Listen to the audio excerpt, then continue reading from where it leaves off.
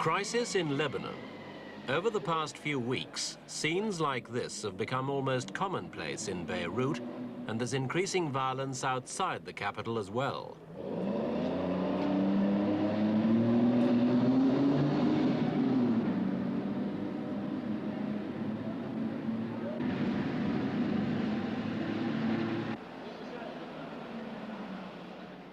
This is the fourth major outbreak of violence in Lebanon this year. In some of the earlier clashes, it was Lebanese against Palestinians.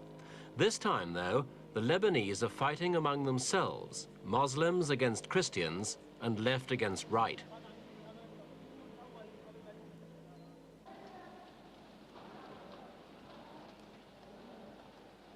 The battles become steadily bloodier as it's progressed.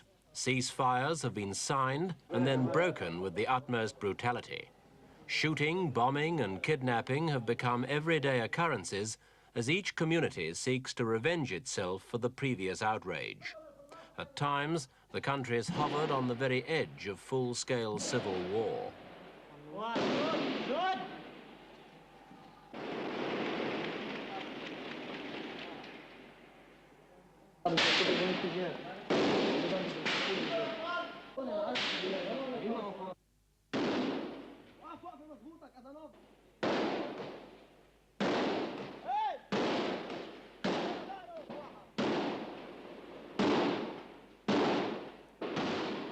Both sides are heavily armed, so casualties have been heavy.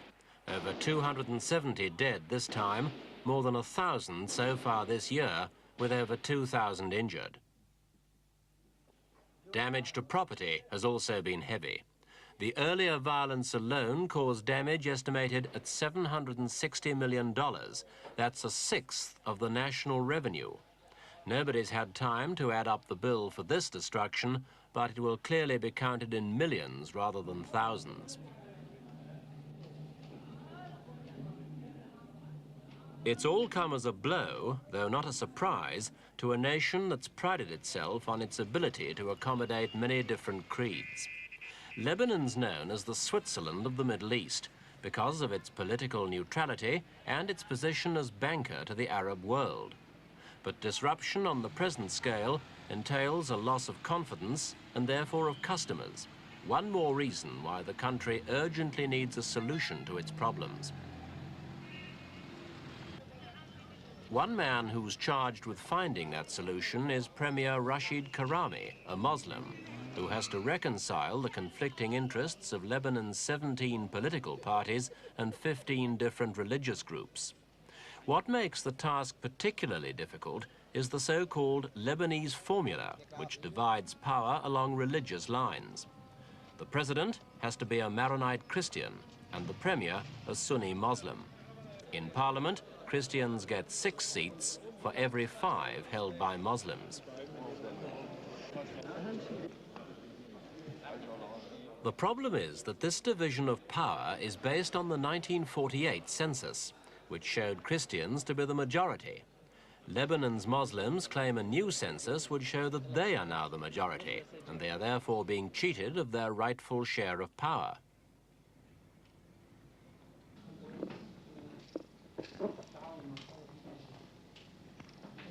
In the past, there's been plenty of talking, but little change. The current violence is due, at least in part, to the impatience of extreme groups who want reforms now. But there are still religious leaders prepared to negotiate. This recent meeting, chaired by Kamal Jumblatt, Interior Minister and a former president, was an attempt to restore normality after fierce communal fighting in the Tripoli area.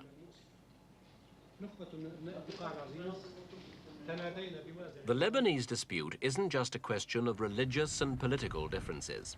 There are social and economic divisions too, a gulf between the haves and the have-nots, which is inevitably a source of great bitterness in such a prosperous nation. It's not difficult for those who want radical change to paint a convincing picture of a privileged elite of bankers and speculators enjoying a prosperity in which the working masses have no share, of paper fortunes made overnight in the cities, while the nation's agriculture languishes from lack of proper investment. An oversimplified picture, perhaps, but one which even conservative politicians admit has an element of truth. The greatest danger now is that political attitudes will harden into the inflexible extremes of left and right, so that the traditional methods of dialogue and cooperation will disappear altogether. So far, though, there's evidence that the middle ground is still there.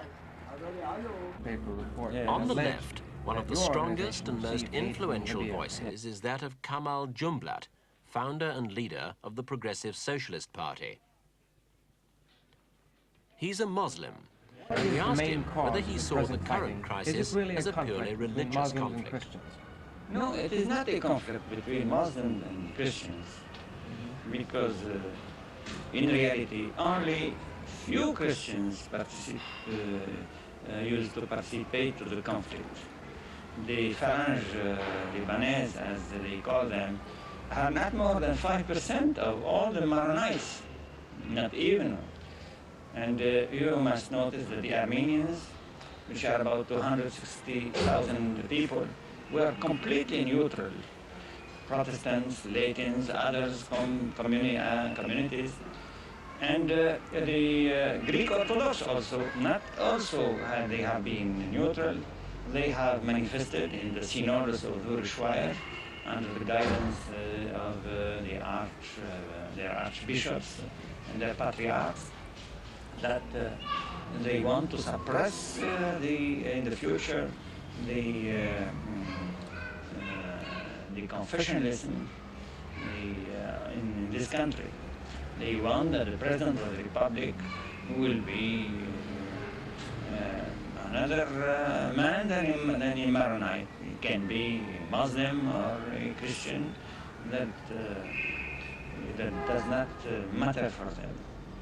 So, in reality, the principal items of the conflict were social problems, economic problems, and political problems.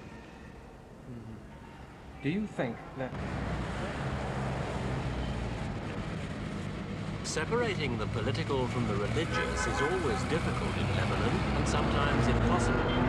A typical example is in the north, in the Tripoli-Jagorta area.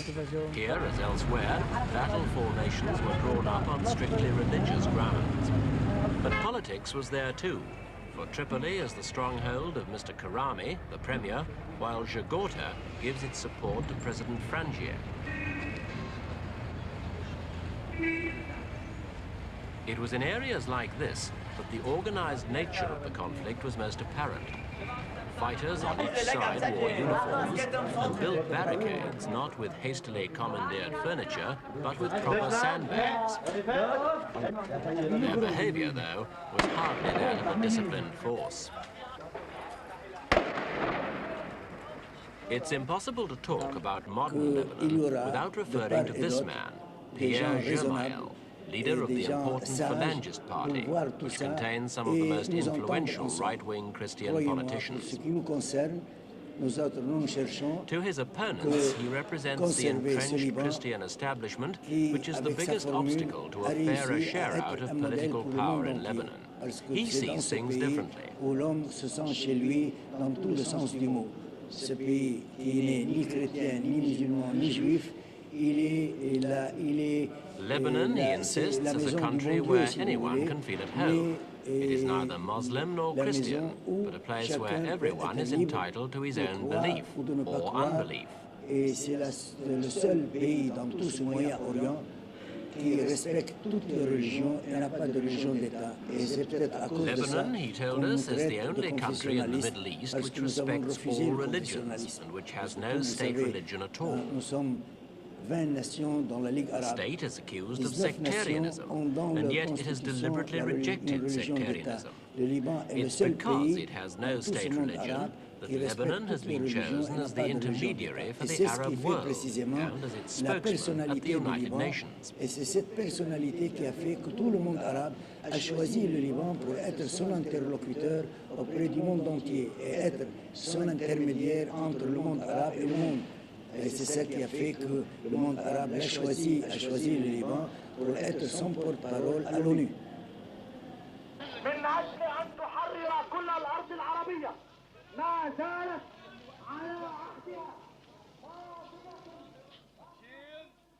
Left to themselves, the Lebanese would find difficulty enough in solving their problems. But there are several outside factors involved, and of these, by far the most important are the Palestinian refugees. There are some 300,000 of them living in Lebanon at the moment. To some members of the Christian establishment, they're a nation within a nation, a left-wing threat to Lebanon's stability. But to the Lebanese left, they're an inspiration, a cause to be championed.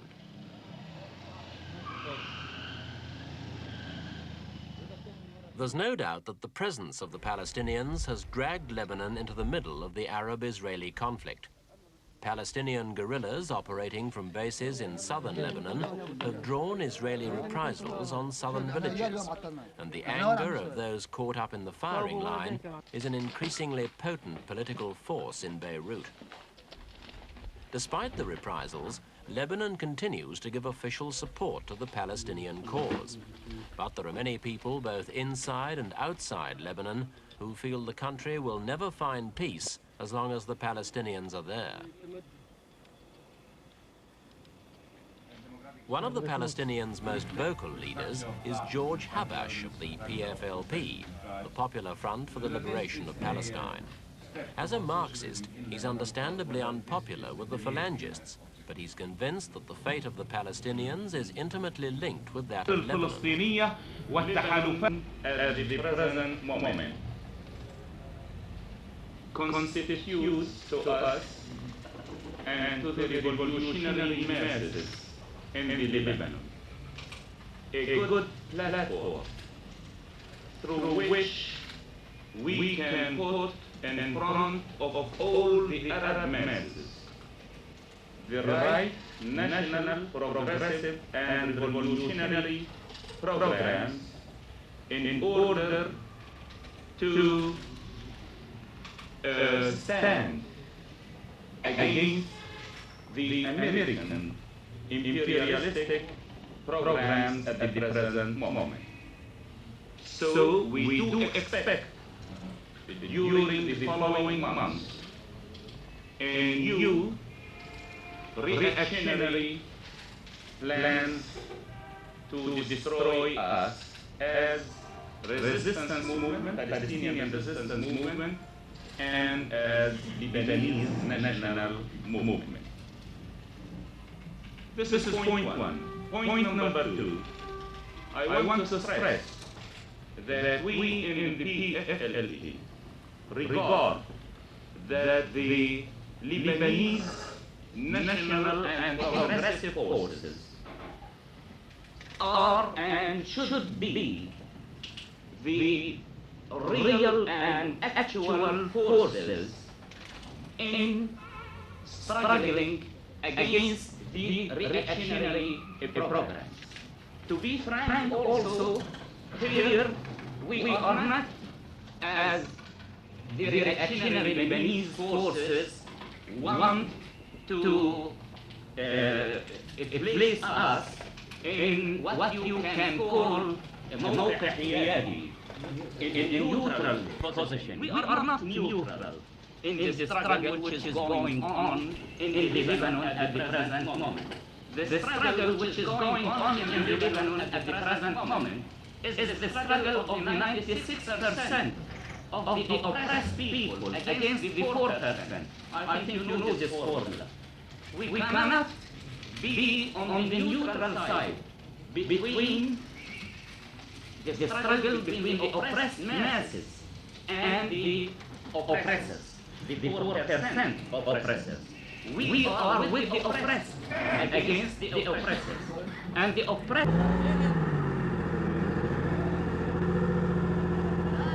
People like Pierre Gemeyal would certainly disagree with Habash's analysis. For him, what's needed now is military force to crush the troublemakers. But the army is largely officered by Christians, and the government so far shrunk from using it to avoid charges of partiality. It's this kind of attitude, perhaps, that gives fresh heart to politicians like Kamal Jumblatt. We have an good experience of many communities living together more than 16 communities. And for the benefit of the world, for the benefit of the Arab world itself, we are interested to maintain this experience, but let it made more progressive, more adhesive to the Lebanese mentality. And let this experience unite us much more. So I am very optimistic about the future. Thank you very much. It's impossible to say whether such optimism is justified at the moment. The present troubles have been on a scale that has shocked even those who'd grown hardened to periodic communal violence in Lebanon. Responsible leaders on both sides want to talk, not fight. But the question now is whether the violence can be stopped when so many people have grievances to avenge and so much of the country is armed.